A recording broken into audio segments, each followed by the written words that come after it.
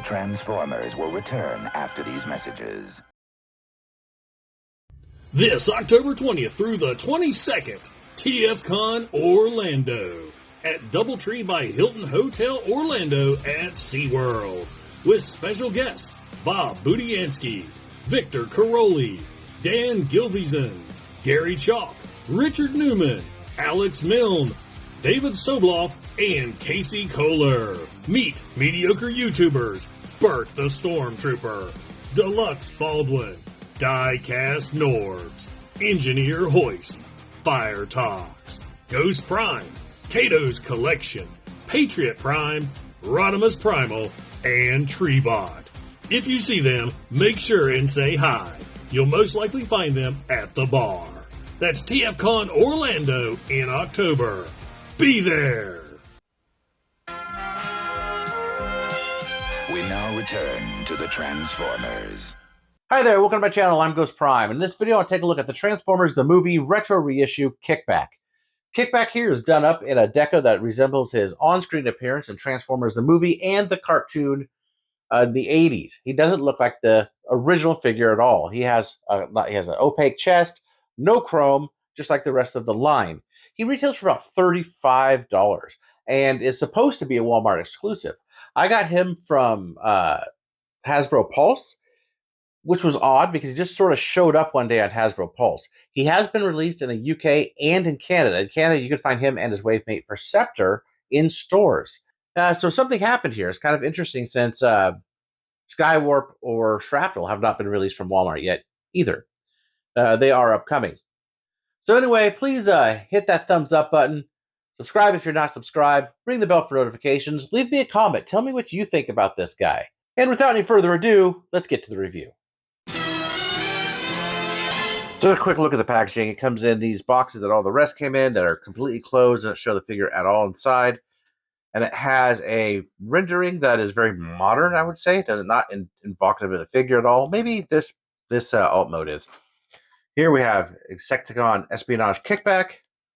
Really good rendering there. Here is Transformation. Transformers the Movie. The continuation of the drawing on one side, on the other. We have him in bot and bug mode, just like on the back. Although we do get some text specs on these, which let's see if I could read it.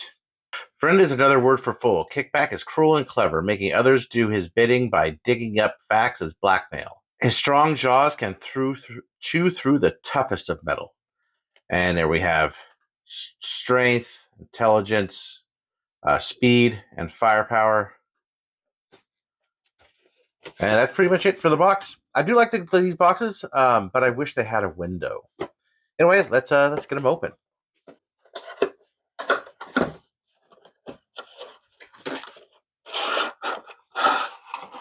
Getting him open. There's how he's packaged inside the box. Done with these little ties on the side and a baggie of accessories. So let me open all this up and cut here. All right, here he is out of the package, and he does come with his gun, which is done in silver, not chrome. It is painted nicely. I think it's painted actually, not silver. It's really hard to tell. It's a nice silver color, and he comes with 6 of these Energon cubes. I guess got to justify the price somehow. I think they're the same ones that came with in the boxes with Megatron and Nemesis Prime. He does come with a set of instructions, which, you know, he's pretty easy to transform, so there's not really much to see there. And here he is in insect mode. We kind of see where they did the coloration on it. He does have metal piece. This is metal. He has a Decepticon logo there and there. I think I noticed this is pretty loose on mine, which is sort of a shame. But I do like how they colored this yellow. I think that's cool. And he has, again, the silver wings. Now, one thing I forgot to point out on the box, so I'm going to bring it back in real quick, is if we look at the back here, this is very obviously chrome. So I wonder if at one point they did want this to be chrome, because you can see the reflection. This is not silver, that's chrome. They kind of did a similar thing with Hound. That is him in insect mode. Okay, first up for comparison, I do want to bring in, this is the aforementioned cube from the Walmart packs, and these are the same size and shape, just a different color. So yeah, it's the same mold for that. Let's take a quick look at the weapons for the Generation 1 chromed version and the silver version. Now the molding is slightly different. This is a vintage one, so you don't get some of the enhancements they made in the Toys R Us one or the subsequent reissues. And let's get these out of the way so we can bring in the vintage for comparison. So there are the two kickbacks together. This is the vintage, and that is the new one. And so you can see the similarities and differences. Not just the stickers, for the stickers do a lot for this figure, I gotta say. But they both roll the same. One thing, you notice the wings here. First off, these are the remolded wings from the recent reissues. They also are pointed and not rounded like the vintage. So if you have a reissue one of these, it's going to have to be pointed, which is what they did. I think since the Toys R Us ones, every reissue has been pointed like this one. So there they are from the back. You see the purple is much lighter on the retro one. Other than that, they are pretty much exact, besides the chrome. Look at that. I do like chrome. I do miss the chrome on it. This would have been nice with some chrome.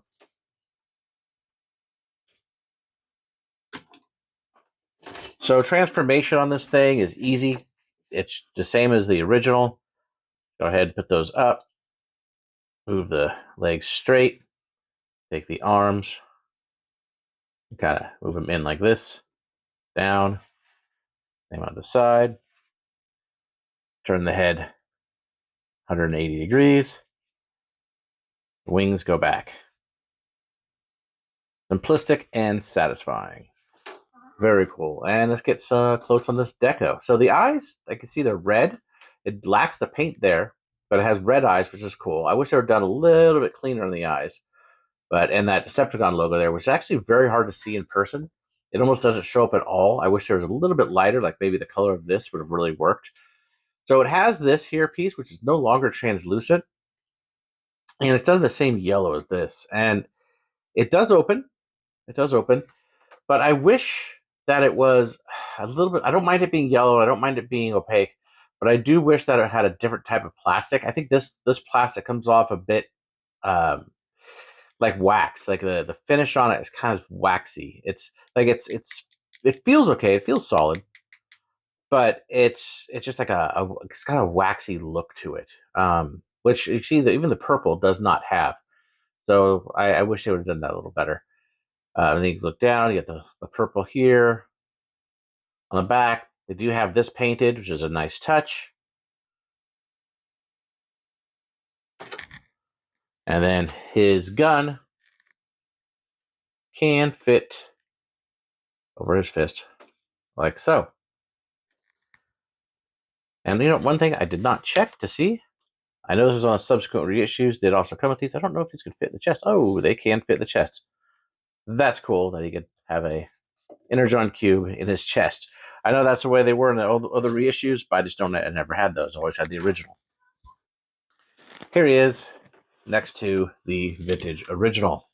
All right, getting in close to these so you can see some of the key differences here. One is that chest, as you could obviously tell. The face is a bit different. I mean, there are just a ton of little color differences. These here antennas, which are yellow, this is a much nicer plastic than this is. And I would like to have seen this sort of shade, which doesn't look waxy at all, here, which would have really made this one look nice. So it is a shame that they did that. Otherwise, the other plastics are good quality. They feel good. Joints are tight, not loose at all, except for that one. And no rub signs. And that's how they look together. I would like maybe to get some stickers for this. I don't know. Like the other ones look okay without the stickers. I think this one comes looking a bit plain, where this one actually looks really, really nice. I'm missing a sticker there. But overall, I think the mold has done well. It's not degraded at all. Looks exactly the same. going all the way down. All right, lastly, let's get final thoughts on Kickback here from the retro movie line. He's cool. Besides the chest, I like him. I like the fact that G1s are in different colors. It's hard to recommend because at $34 or whatever it is, this is what you get, and they're kind of bumping up the price for all these. I think it's a little expensive.